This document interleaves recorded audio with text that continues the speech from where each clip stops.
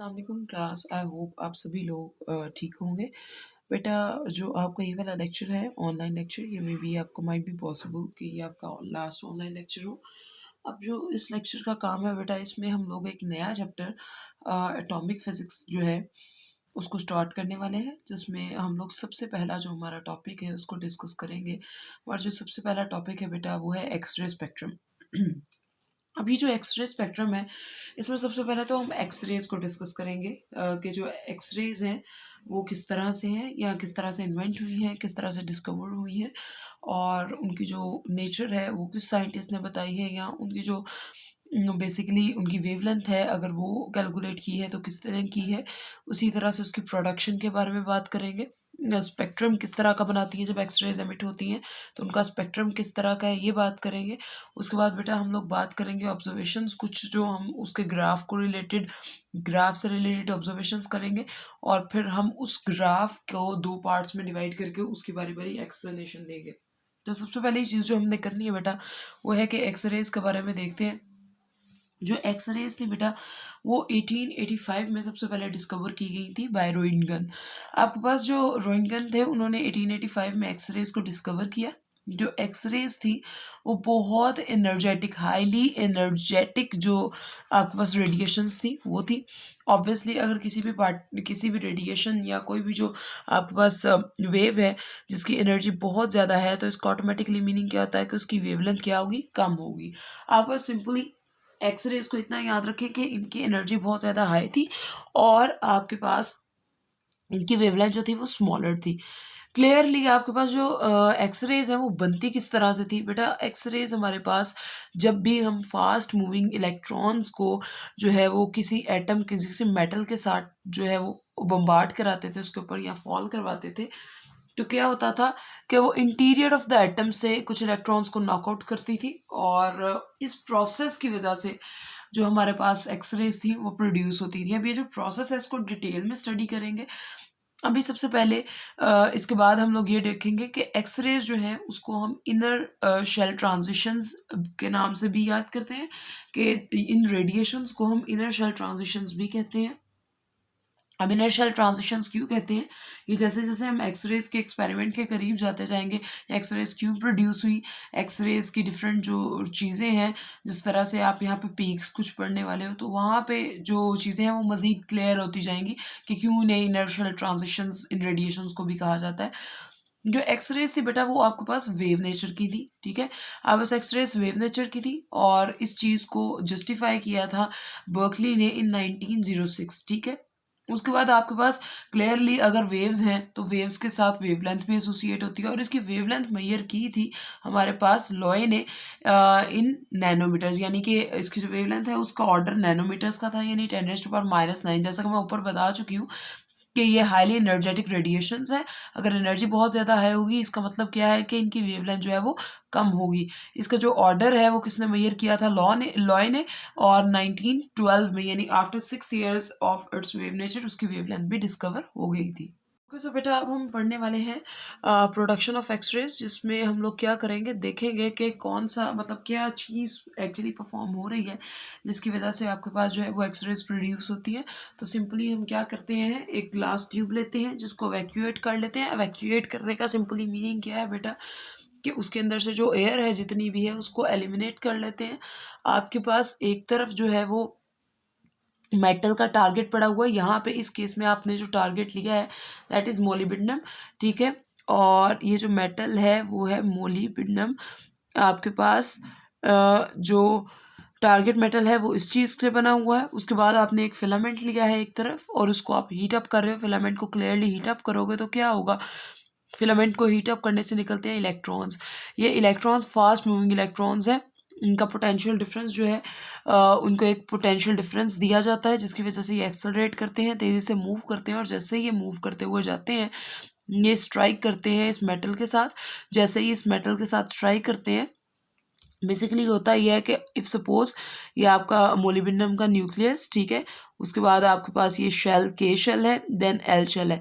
करते क्या है एक्चुअली ये जो आपके पास ये इलेक्ट्रॉन्स है, फास्ट मूविंग इलेक्ट्रॉन्स, ये जाके किसी भी शेल जो इनर शेल है उसके इलेक्ट्रॉन्स को नॉकआउट कर देते हैं, यानी बाहर निकाल देते हैं। जैसे कि सपोज उसने के शेल के इलेक्ट्रॉन को बाहर निकाल दिया। अब यहाँ पे क्या हुआ, ये एक वैकेंसी बन गई बेटा।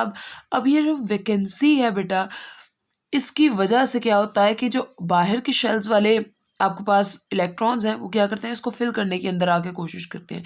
अब जैसे ही वो अंदर आते हैं, क्लियरली एल से के में अगर कोई जंप करेगा तो ये हायर एनर्जी स्टेट है, ये लोअर एनर्जी स्टेट है, वो कुछ अमाउंट ऑफ एनर्जी को रिलीज करेगा, और वो जो अमाउंट ऑफ एनर्जी है वो in the form of X rays release होती है।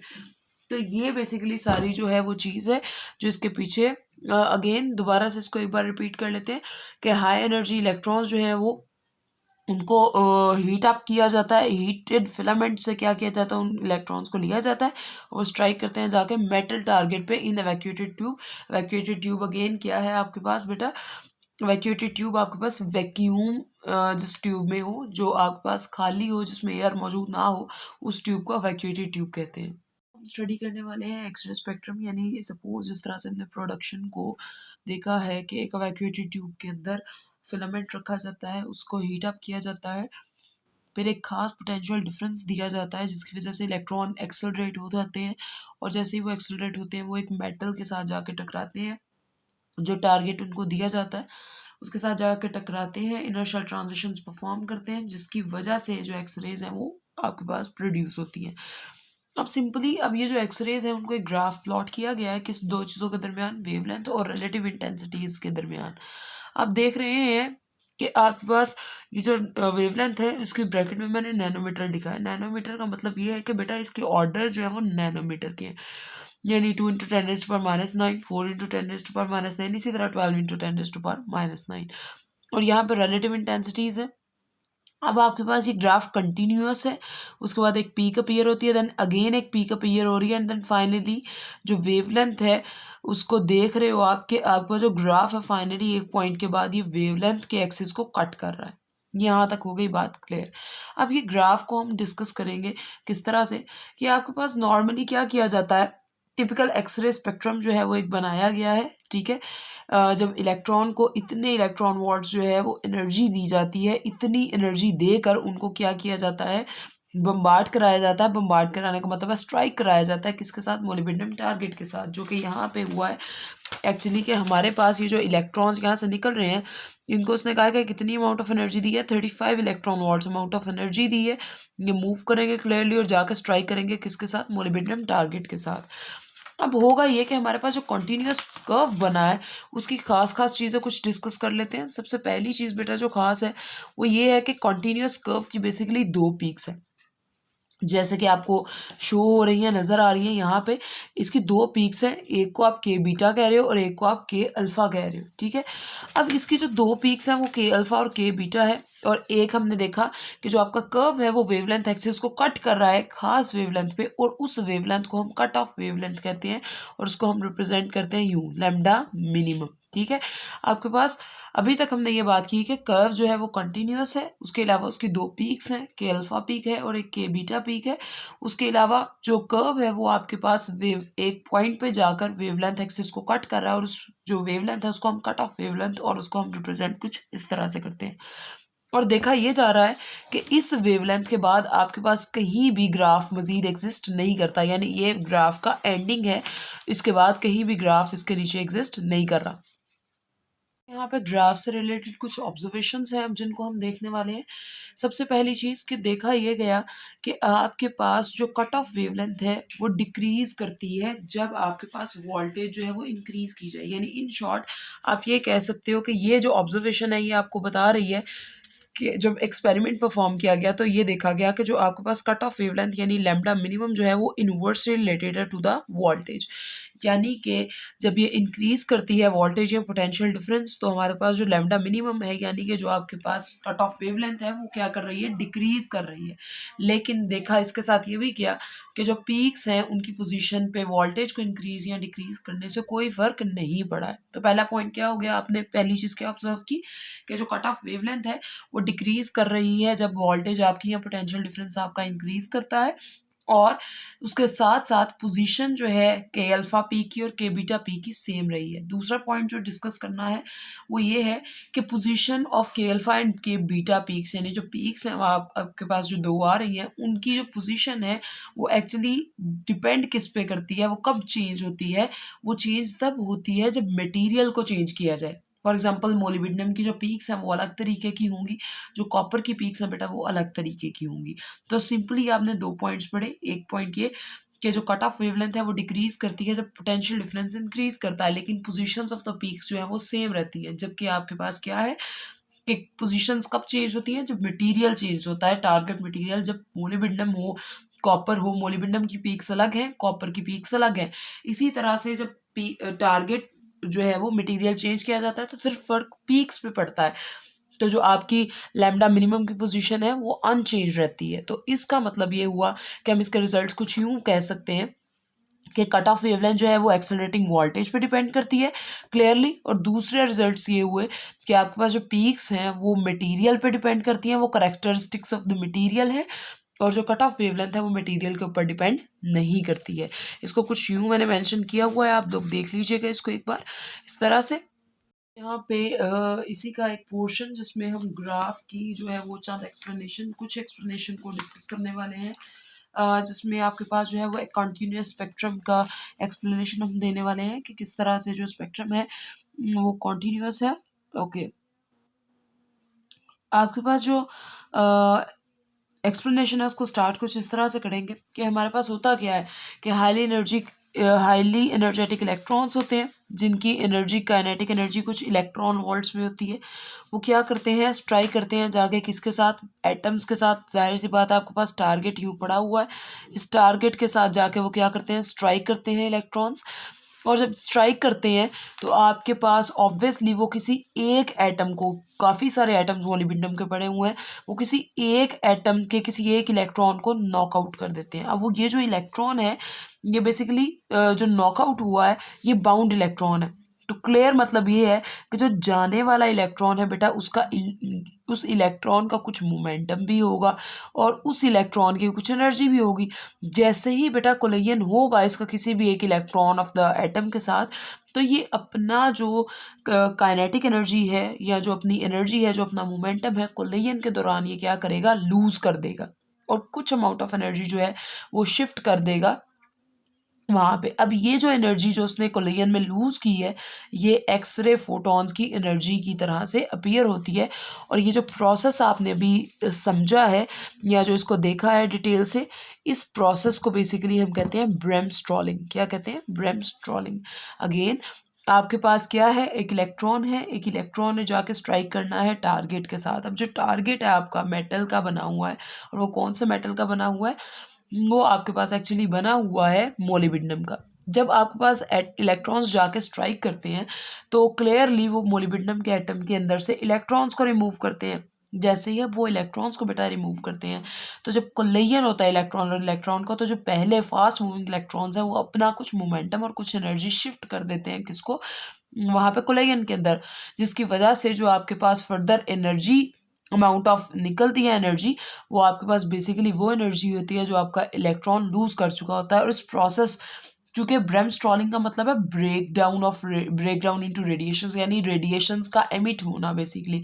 तो ये जो प्रोसेस है इसको हम ब्रेमस्ट्रॉलिंग कहते हैं और ये आपको कॉन्टिन्यूअस स्पेक्ट्रम के बारे में बताता है। एक और चीज़ जो आपके पास बेटा इम्पॉर्टेंट है इस केस में वो ये है कि अगर हम अब यहाँ पे हम देखेंगे कि जो बेसिकली ना है कि जिस तरह से अभी हमने देखा कि जो कॉन्टिन्यूअस स्पेक्ट्रम है ऑफ एक्स रेज, उसको देखा कि इलेक्ट्रॉन्स जाते हैं और इलेक्ट्रॉन्स जाकर रेडिएशंस निकलवाते हैं, यानी इलेक्ट्रिकल एनर्जी किस में कन्वर्ट हो रही है, लाइट एनर्जी में। Radiations basically it is earth form of light. तो आपके पास फोटो इलेक्ट्रिक इफेक्ट में क्या होता है कि लाइट एनर्जी से लाइट जाती है, यानी फोटॉन्स जाते हैं और उसके बाद निकलता क्या है, इलेक्ट्रॉन्स निकलते हैं, इलेक्ट्रॉन्स फ्लो करते हैं, यानी कि लाइट किस में कन्वर्ट हुई, इलेक्ट्रॉन्स में। तो जब भी अगर आपको कोई पूछे, या आपको ये चीज़ कॉन्सेप्चुअली याद होनी चाहिए कि जो आपके पास स्पेक्ट्रम है एक्सरेज का, वो रिवर्स प्रोसेस है किसका, फोटो इलेक्ट्रिक इफेक्ट का। या जो फोटो इलेक्ट्रिक इफेक्ट है, अगर उसकी डेफिनेशन या उसकी प्रोसेस को देखा जाए, और अगर कॉन्टीन्यूस स्पेक्ट्रम के प्रोसेस को देखा जाए, तो सिंपली इनका जो प्रोसेस है वो एक दूसरे के रिवर्स है। अब हम बात करने लगे हैं अबाउट द एक्सपेरिमेंट। सबसे पहली चीज़, अगेन वही एक्सपेरिमेंट बेटा रिपीटेड है, इसमें कोई नई चीज़ नहीं है। क्या है कि सबसे पहले इलेक्ट्रॉन को कुछ पोटेंशियल डिफरेंस दिया जाता है, जिसकी वजह से वो क्या करते हैं, एक्सेलरेट करते हैं। एक्सेलरेट करने का मतलब है मूव करते हैं बहुत स्पीडीली, ठीक है, वो मूव करते हैं। उसके बाद इलेक्ट्रॉन्स जो है, यही जो एक्सेलरेटेड इलेक्ट्रॉन्स हैं, ये जाके फॉल करते हैं, गिरते हैं किस पे, मेटल टारगेट पे। जो मेटल टारगेट आपके पास मोलिबिंडम है, इसके लिए इलेक्ट्रॉन जब स्ट्राइक करेंगे, कोलिजन करेंगे आपके पास किसी भी बाउंड इलेक्ट्रॉन्स के साथ, तो क्लियरली वो अपनी काइनेटिक एनर्जी को लूज करेंगे। एक तो कोलिजन के दौरान, दूसरा आपके पास बेटा वो तब एनर्जी लूज करते हैं क्लियरली अगर उन्होंने जाके के शेल से इलेक्ट्रॉन्स को निकाला है। तो के जो है वो इनर मोस्ट शेल है, इसका मतलब है कि न्यूक्लियस की जो पॉजिटिव चार्ज की वजह से जो फील्ड है, उनको वो भी फेस करना पड़ेगी, और जब वो फेस करेंगे तो उनकी उस टाइम पे भी काइनेटिक एनर्जी क्या होगी, लूज होगी। अब ये जो काइनेटिक एनर्जी लूज हुई है, ये इन द फॉर्म ऑफ फोटॉन्स, जो एक्सरे के फोटॉन्स हैं, एक्सरेज चूँकि रेडिएशंस हैं, और हम सीख चुके हैं कि जो रेडिएशंस हैं वो भी आपके पास पार्टिकल्स की तरह बिहेव करती हैं, पार्टिकल्स से मिलकर बनी हुई होती हैं, जिनको हम फोटॉन्स बोलते हैं। तो इसलिए एक्सरे फोटॉन्स का वर्ड यहाँ पे यूज़ किया गया है। तो ये एक्सरे फोटॉन्स की तरह से अपीयर होती है, और जो मिनिमम वेवलेंथ ऑफ एक्सरेज है वो तब होती है जब इलेक्ट्रॉन अपनी सारी की सारी एनर्जी कोलिजन में जो है वो यूटिलाइज कर लेता है। अब इसको अगर देख लेते हैं, अगर अगर हमारे पास इतनी एनर्जी हमने उसको दी थी इलेक्ट्रॉन को, v पोटेंशियल डिफरेंस है, e उसके ऊपर चार्ज है, तो ई वी अगर आपने एनर्जी दी थी, तो ये अगर सारी की सारी एनर्जी लूज कर देगा, तो आपका जो रेडिएशन निकलेगी, जो रेडिएशन एमिट होगी, एक्चुअली जो जिसको आप कहते हो मेनली एक्स रेज, उनकी फ्रीक्वेंसी मैक्सिमम होगी। एच एफ मैक्स लिखेंगे इसको। आप सबको पता है फ्रीक्वेंसी किसके इक्वल है, सी ओवर लेमडा के इक्वल है। और क्लियरली फ्रीक्वेंसी कब मैक्सिमम होती है, जब वेवलेंथ मिनिमम होती है। इसको मैंने सी ओवर लेमडा मिनिमम कहा। लेमडा मिनिमम की मुझे यहाँ से वैल्यू चाहिए थी, मैंने उसको सेपरेट आउट कर लिया, ये हो गया H C over E V. तो यहाँ से क्लियर है बेटा, जो हमने स्टार्ट पे ऑब्जर्वेशन की थी कि पोटेंशियल डिफरेंस जो है वो अगर इंक्रीज होता है तो वेवलेंथ ऑटोमेटिकली डिक्रीज होती है। अगर अगर पोटेंशियल डिफरेंस इंक्रीज किया जाता है तो वेवलेंथ डिक्रीज होती है, अगर ये डिक्रीज किया जाता है तो वेवलेंथ इंक्रीज करती है। ये बेसिकली हमारी बात का एक प्रूफ है। ऑलमोस्ट द लास्ट वन आपके पास इस केस में हम पढ़ेंगे, जिस तरह से हमने पहले कॉन्टिन्यूस स्पेक्ट्रम की एक्सप्लेनेशन पढ़ी, इसी तरह से आपको पीक्स, जो करेक्टरिस्टिक्स पीक्स हैं, करेक्टरिस्टिक पीक क्यों इनको कहा जा रहा है, बिकॉज ये पीक्स जो है वो मटेरियल की नेचर के ऊपर डिपेंड करती है, तो इसलिए इनको करेक्टरिस्टिक पीक कहा जा रहा है। इसमें दो पीक्स थी जो हमने ग्राफ स्टडी किया था, के अल्फा और के बीटा पीक कहा था हमने इनको। अगर हम इसको एक बार दोबारा से देख सकते हो इस तरह से, तो आपके पास दो पीक्स थी, के अल्फा और के बीटा थी। हमारे पास जो पीक्स हैं वो अगेन मैंने उसको मेंशन कर दिया कि बेसिकली वो क्या है, वो आपके पास जो है वो करेक्टरिस्टिक होती है, खसूसियत होती है किसकी, मटेरियल की, इसलिए उनको करेक्टरिस्टिक पीक भी कहा जाता है। अब ये पीक्स एक्चुअली बनती क्यों है, हमारा मेनली इस जो लास्ट पोर्शन है इसमें काम ये है। याद रखें, ये कुछ मैंने डायग्राम ड्रॉ किया है, इसको पहले मैं एक्सप्लेन कर दूं। ये जो ब्लैक लाइंस आपको हॉरिजॉन्टल नज़र आ रही हैं, दीज लाइंस, इनको ये बेसिकली शेल्स हैं, शेल्स रिप्रेजेंट किए हुए हैं। सबसे जो छोटी नीचे वाली है, जिस मैंने n इज इक्वल टू 1 बेटा लिखा हुआ है, वो आपके पास के शेल को रिप्रेजेंट कर रही है, n is equal to 2l, इसी तरह n is equal to 3m, और इसी तरह सो ऑन सो फोर्थ। जब भी आपके पास जो इलेक्ट्रॉन है, देखें आपके पास जैसे ही, इसको डायग्राम को समझने के लिए ज़रूरी है कि प्रोसेसिंग को समझा जाए। प्रोसेसिंग को किस तरह से समझना है कि इलेक्ट्रॉन्स क्या करते हैं, जो फास्ट मूविंग इलेक्ट्रॉन है वो बाउंड इलेक्ट्रॉन्स को नॉकआउट करेंगे अगर के शेल के अंदर से। फॉर एग्जांपल जैसे मैंने आपको बताया कि अगर ये न्यूक्लियस है, इसके इर्द गिर्द ये आपके पास के शेल है, ठीक है, उसके बाद ये एल शेल है, ठीक है। अब क्लियरली अगर इलेक्ट्रॉन्स आके बेटा आपके पास इस इलेक्ट्रॉन को बाहर कर देते हैं, तो यहाँ पे क्या जनरेट हो जाएगी, वैकेंसी जनरेट हो जाएगी। अब एल शेल के इलेक्ट्रॉन्स क्या करेंगे, इस वैकेंसी को फिल करने के लिए नीचे आ जाएंगे, इसको फिल करने के लिए, और जैसे ही ये फिल आएंगे करने के लिए आएंगे, तो एल शेल की एनर्जी चूँकि के से ज़्यादा होती है, तो इनमें एनर्जी डिफरेंस है एक, तो ये जो एनर्जी डिफरेंस है ये बेसिकली एक्स रेज बना देगा और उन एक्स रेज की एनर्जी होगी AHF K अल्फा, यानी इसकी वजह से बनेगी K अल्फा पीक। ठीक है, इसी तरह से अगर सपोज आपके पास जो है वो बजाय इसके कि एल शेल से कोई इलेक्ट्रॉन आए, अगर एम शेल से कोई इलेक्ट्रॉन आके इसको फिल कर देता है इस वैकेंसी को, तो फिर जो की पीक बनेगी उसको के बीटा पीक कहते हैं। और इसी तरह से अगर आपके पास एन शेल से कोई आ जाए तो के टी पीक कहेंगे उसको। इसी तरह से बेटा आपके पास क्या है कि सपोज आपके पास इस केस में अगर एल शेल में आ रहे हैं इलेक्ट्रॉन्स, ठीक है, तो मतलब अगर नॉकआउट इस बार के की बजाय एल शेल से नॉकआउट हो गया, तो अब एम वाले कोशिश करेंगे कि उसको फिल करें, या एन वाले या ओ वाले। तो सिंपली जब एम से एल वाले में आएंगे इलेक्ट्रॉन्स तो ऑब्वियसली उनकी एनर्जी भी, एम की एनर्जी हायर है के से, तो आपके पास ये वाली के बीटा पीक जो एल अल्फा पीक बनेगी। इसी तरह से जब ये आएंगे एन से एल में तो फिर एल बीटा पीक बनेगी, और इसी तरह से ओ से अगर एल में आएंगे तो एल टी। इसी तरह से अगर इस इलेक्ट्रॉन को नॉकआउट किया जाता है तो फिर ऊपर वाले फिल करने की कोशिश करेंगे, अकॉर्डिंगली पीक्स बनती जाएंगी। तो पीक्स जो है वो मटेरियल्स की वजह से बनती हैं। दूसरा ये बेटा कि आपके पास बहुत सी और पीक्स की पॉसिबिलिटी है। अभी जो स्पेक्ट्रम बना है इन ट्रांजिशन की वजह से, उस स्पेक्ट्रम को एक्चुअली हम क्या कहते हैं, करेक्टरिस्टिक एक्सरे स्पेक्ट्रम कहते हैं। तो बेटा दैट्स इट फॉर टुडे। आज के लिए हम इतना ही पढ़ेंगे। हमने यहाँ पे सीखा कि एक्सरे स्पेक्ट्रम किस तरह से है, उसकी डिटेल्स ली, एक्सरेज प्रोड्यूस किस तरह से हुई, डिस्कवर किस तरह से हुई, किसने की डिस्कवर, और उसके अलावा एक्सरेज के स्पेक्ट्रम को हमने ऑब्जर्व किया, उसकी एक्सप्लेनेशन दी कि पीक्स क्यों आ रही हैं, स्पेक्ट्रम किस तरह से। ये सारी चीज़ें हम लोगों ने डिस्कस कर ली, और दैट्स ऑल फॉर टुडे। आज हम इतना ही पढ़ेंगे। ऑब्वियसली आपको नोट्स प्रिपेयर करके लाने होंगे, एंड आई होप कि मंडे से आपकी रेगुलर क्लासेस स्टार्ट हो जाएँ, और उस लेक्चर में इंशाल्लाह हम लोग लेजर्स का टॉपिक पढ़ेंगे। अभी के लिए सिर्फ इतना ही। टेक केयर, अल्लाह हाफिज़, साइनिंग ऑफ।